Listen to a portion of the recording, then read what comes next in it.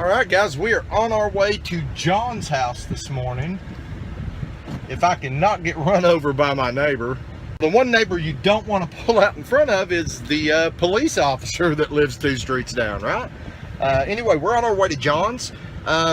We've decided, we keep bouncing back and forth on this whole turbo thing as to whether we want to use our mock-up engine or not.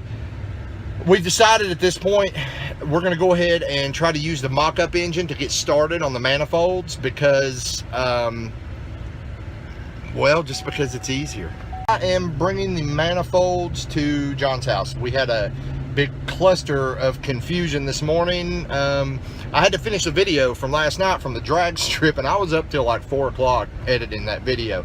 So we're getting kind of a late start today. Some Cokes. Got John at the store. Hey John! Hey. What? Oh, sorry.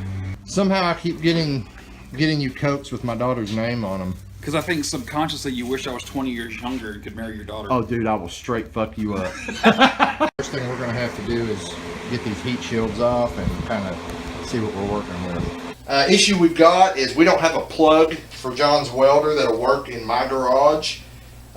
So we're trying to do as much on our mock-up engine here as we can before we actually, you know, have to do something with my truck. So right now we're just, we've got these factory manifolds and we're trying to figure out our clearances to go around things. We're going to weld V-bands on them, but we're just trying to figure out where to cut. Since we're not using a kit in this application, what we're going to be doing here is taking a stock mock-up motor that I just happen to have laying around the garage. We're going to take the exhaust manifolds off the stock engine, turn them around backwards on the engine, and completely fabricate this entire setup from scratch.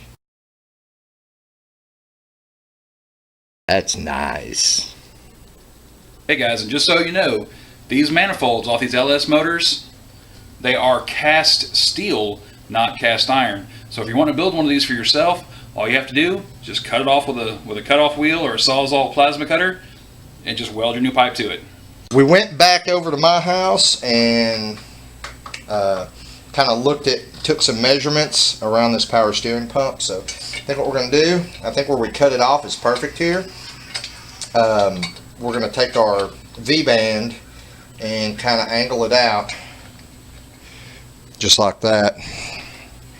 And you know, we're gonna weld it flush on this side, but we're gonna have to fill in some material on this side.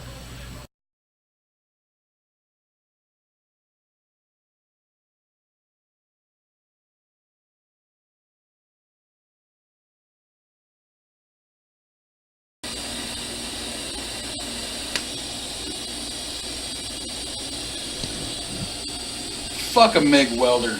TIG, baby. We got the driver's side done. The passenger side, we are not sure what we're going to do here because, you know, on my C10, the frame is actually right here, I believe. So we're not going to be able to go underneath like a lot of people do on a lot of vehicles. They just, like, they'll cut this off and they'll weld in and they'll go underneath the hoses. We're not going to be able to do that. What we're going to have to do is somehow cut this and come up and over. So we're going to try to figure that out real quick. So we got our first side all put together. We got the V-bands and everything all welded together. We're going to wait until we get this side done before we make our crossover pipe, so to see where everything's going to land. Now what we're going to do here is we've done a lot of online research, and it looks like on these turbo manifolds that these guys use, they cut these pipes all the way off and they just put like a round piece of pipe. It seems a little excessive, so what we're going to do in this particular application is we are just going to take our straight edge here and make a cut right here, bringing this back up to about 2.5 inches. And then what we're going to do is come to this point right here and cut these two runners straight across.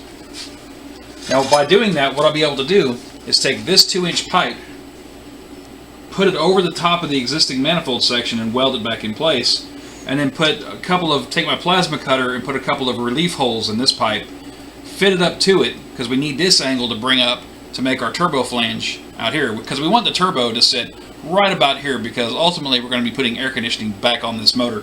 So what we're going to do is take a little time, and always measure twice, cut once, and if you mess up, just put the metal back. But anyways, so what we're going to do is just cut these off right here and take this section here out, just this section here, and then fit these pipes down into this one, and then TIG weld them all back into place.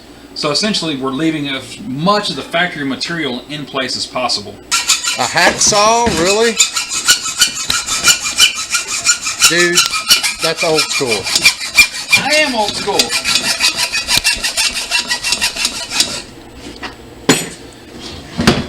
Ah, we're dropping speakers and all kind of shit around here.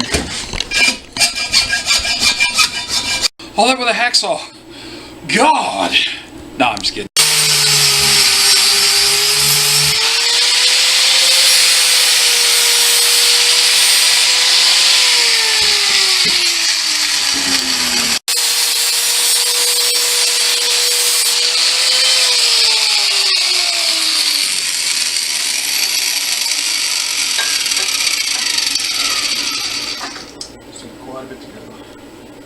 It's starting to take shape though.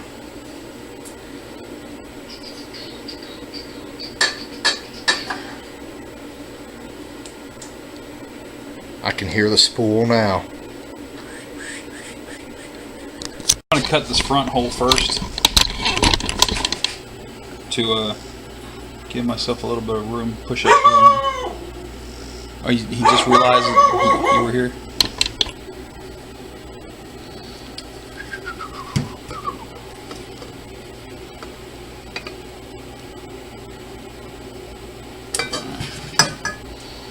Think that's gonna get it? Should do it.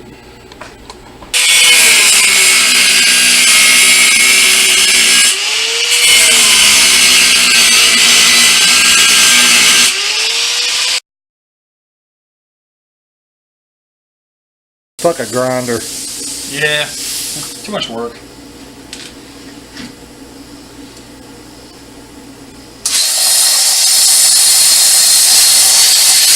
Oh, that's way easier. That's way easier, but man, you gotta have a steady hand doing it like this. It'll make you guys sick jumping the camera around.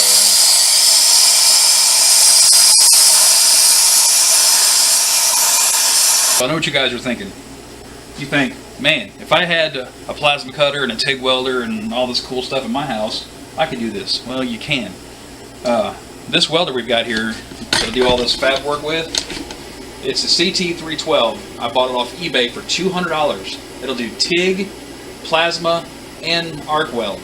With the stick welding, all I had to do was buy the bottle and the regulator.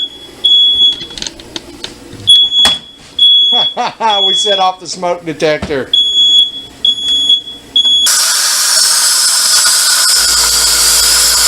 Yeah! Shit! Ha!